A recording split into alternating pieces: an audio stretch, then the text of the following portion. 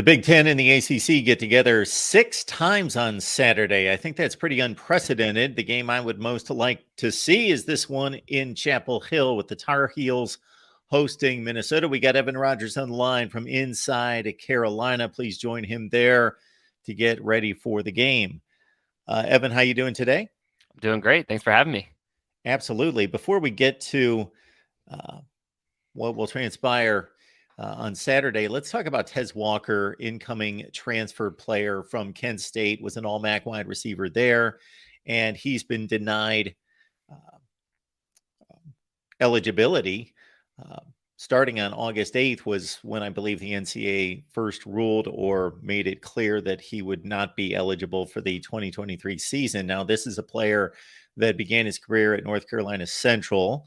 Because of the COVID situation in 2020, their season was shut down. He transferred to Kent State and now has transferred to North Carolina with the blessing of Kent State in support of him being able to play as well.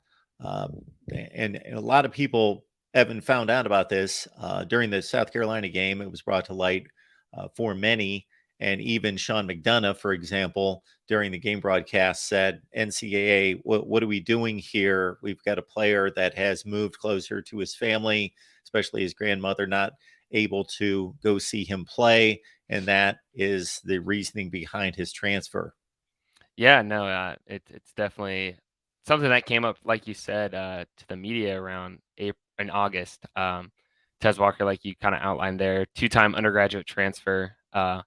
On January 11th, the NCAA enacted rules that kind of strictened the way that you could be eligible as a two-time undergraduate transfer. But Tez enrolled on January 9th. So there were questions about grandfathering him in. There were questions about was he a two-time transfer since, like you mentioned, the first school he played at, NC Central, ended up canceling their season due to the COVID pandemic. And then obviously the mentions about his mental health struggles and being closer to his ailing grandmother were all considered. But yeah, as of last Thursday, was it now? Trey Walker had an online Zoom meeting consisting of some NCAA personnel and I know some committee that he had been in contact with before, kind of as almost like a last chance for him to be deemed eligible in the NCAA. Ended up denying his eligibility again, and to this point is currently ineligible for the 2023 season. All right. Based on all the various cases like this that we've seen go down over decades, actually, at one time there was a no transfer rule, and you lose that year of eligibility, or it's pushed back. You have to sit out a year, and then once there was a waiver process put into play, it seemed as though maybe it got to a point with certain individuals that waiver process was somewhat abused, and that the NCAA was allowing players to be eligible immediately, regardless of what the supposed hardship was. And now it seems like we've swung back in the other direction. And as you say, Trey Walker filed his transfer 2 days prior to the rules being tightened once again. So it would be great if he would be allowed to play. It seems like his heart's in the right place. He really hurts for not being with his teammates and being able to play, use his talents. And this is why he's transferred to North Carolina, to be closer to his family and have them be able to watch him play. And specifically, as you mentioned, his ailing grandmother. So we wish the best for Trey Walker in this situation and hope that it works out for him. Looking at this Minnesota game, Evan, I'm trying to nail down this defense. So we could go to Drake May first and foremost. That's what everyone does. And we will talk Drake May. But this defense, they showed me something in game one. I was trying to figure out, when is the last time I saw North Carolina defense control the line of scrimmage against a good opponent and just live in the backfield. 16 tackles for loss, 9 sacks on Spencer Rattler, tackling, hitting, aggressive play, something we haven't seen out of the powder blue uniforms for quite some time. And then App State came, and when these two to get together, throw it all out the window, because you never know what's going to happen, except there's going to be tons of numbers on the scoreboard. And there was again this year in an overtime win where in which they gave up 494 yards. So I'm trying to be able to put together the two efforts and have them make sense. Yeah, I mean, that's the question I think everyone in Chapel Hill is kind of asking themselves right now. Like you had mentioned before, the South Carolina outing was a historic game. I think it was the most sacks since 2000 or something along those lines in a single game for UNC. And then obviously App State comes into town the next week and pretty much run it all over UNC, and they have 0 sacks. I think what I could see coming and happening in the couple coming weeks is maybe like a middle of the path kind of away for UNC. I do think this defensive line is improved from a year ago. It's a lot of the same guys that were there last year, just guys that have been in the system a little bit longer. Second year with Gene Chizik, getting a little bit more comfortable there. Came on Rucker, a guy coming off the end, had a monster game against South Carolina. I think 2 sacks, 5.5 tackles for loss. And he was good against App State. He didn't record any sacks, but there were multiple times where he got multiple QB hurries, kept App State's quarterback Joey Aguilar off pressure a lot.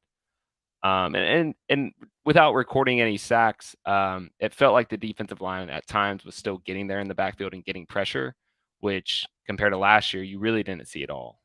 So I would expect, obviously, not another 9 sack, 16 tackle for loss output anytime this year. I mean, those are just godly numbers. But I could see a world where this UNC defense, specifically their defensive line, is about middle of the pack in the ACC. Something that is not as bad as last year, where they were bottom in the FBS in sack and QB pressure rates. But definitely, it's not one of the preeminent top lines in the conference by any means. And of course, Evan, this should be a good defense. They've recruited well on that side of the ball. A lot of 4 stars, a couple 5 stars. And so, is there any sign that some of those guys that have that kind of ceiling are going to emerge as, truly impact all conference kind of players? Yeah, I mean, no doubt. One of the higher ranked guys you mentioned was Desmond Evans. He was kind of a 4 or 5-star fringe guy coming out of high school. Really struggled his first couple of years with UNC, whether it was injuries or just consistency issues. But these past 2 games, Mac has mentioned it, and you can really tell from the naked eye, it's been Evans's best 2 games, or one of his best 2 games, since he's been on college. Just this past week against App State, another guy who got multiple QB hurries. I think he was awarded Team Defensive Player of the Game from UNC standard, graded out really high in comparative to the rest of the defense, according to PFF. So he's another guy that's going to be a difference maker on that line. In the middle, you've got a bunch of highly recruited guys. Miles Murphy was a high 4-star. He's looking to get healthy after he was kind of banged up last year. Kevin Hester's a guy that's been in the program for a long time. And then you've got Travis Shaw, a second-year guy, a really highly 5-star recruited guy. He's getting more snaps there. I don't know if he's necessarily ready to take that all-conference jump this year, but if there's a world where UNC can find a way to get 15 to 20 snaps out of him that are quality looks for that kind of a guy, it can definitely raise the ceiling of this defensive line with just how much talent is up front. Evan Rogers joining us to talk Carolina football. The Heels off to a 2-0 start. Evan knows what he's talking about, but also has the approved surname here at the Voice of College Football. So we appreciate that. Join Evan and his work there at Inside Carolina as the Heels prep for the ACC season with the big matchup against Minnesota out of the Big Ten. And again, this is kind of a scheduling quirk or oddity that the Big Ten and the ACC would match up 6 times in 1 week. I find that rather interesting. So we'll see how that shakes out. I think based on point spreads, it should be a 3-3 split. So if one conference can win 4 out of 6, I would think that there would be some bragging rights there. Drake May was a star when he stepped on campus, and then he confirmed it with his play immediately. Now, there was a time late last season, and this wasn't all Drake May. Of course, the team had a rough stretch drive at the end, blow a lead against Georgia Tech, lose to NC State, lose by 4 scores against Clemson, where Drake May showed, hey, he's human. He's going to make some mistakes. He was just a freshman. And now he comes out this season, and I think, and certainly you've seen every snap to know that for as good as he was last year, he's even better and shown that maturity and that leap from year 1 to year 2. Yeah, no doubt. Stats wise, don't necessarily jump off the page like they did at the beginning of last year. But first year offensive coordinator at UNC, Chip Lindsey, said something really interesting, talking about how there's been a number of times this year where Drake May has checked a pass play and changed it to a run play. especially against App State the other night, where you had a guy like Omari and Hampton run for over 230 yards. Drake was pretty content with just giving the ball to Omari and Hampton and letting him do his thing, and not necessarily having the ball in his hands at all times and making plays by himself. Um, Drake has also kind of worked around. We mentioned Trey Walker being ineligible. He was kind of presumed to be the top guy at wideout, but also Nate McCollum, a transfer from Georgia Tech, was kind of presumed to be that number 2 guy. He struggled with a lower body injury in the preseason. Played about 9 snaps, I think, against App State. Only had 1 reception. Was really just more of a decoy out there. So he's kind of working through the process of finding a new top wide receiver and kind of identifying what this wide receiver group is going to look like, because there has been so much influx leading up to this year in terms of Tez and Nate, and also the tight ends. Another deep group on UNC. The top tight end, the starting guy, John Copenhaver. He's currently playing, but he's playing with a right club on his hand. So obviously he can't catch the ball.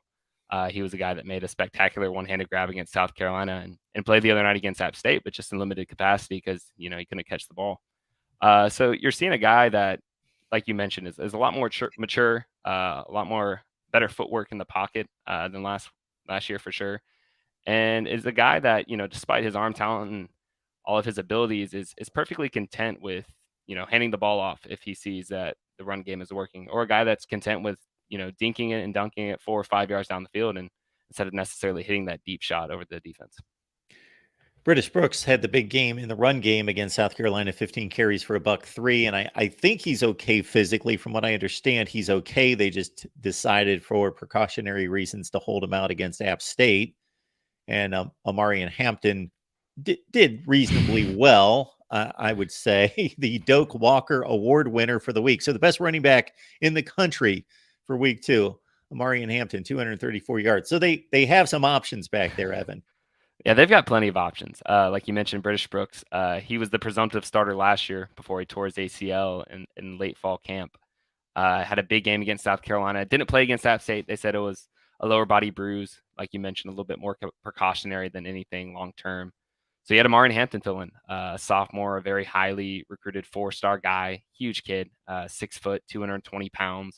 And yeah, he ran for 230 yards. And then even behind those guys, you've got Caleb Hood, a guy that rushed, I think, for a touchdown against App State. And then the year prior, in the meeting up in Boone, had a big, like 70-plus yard run. He's got experience.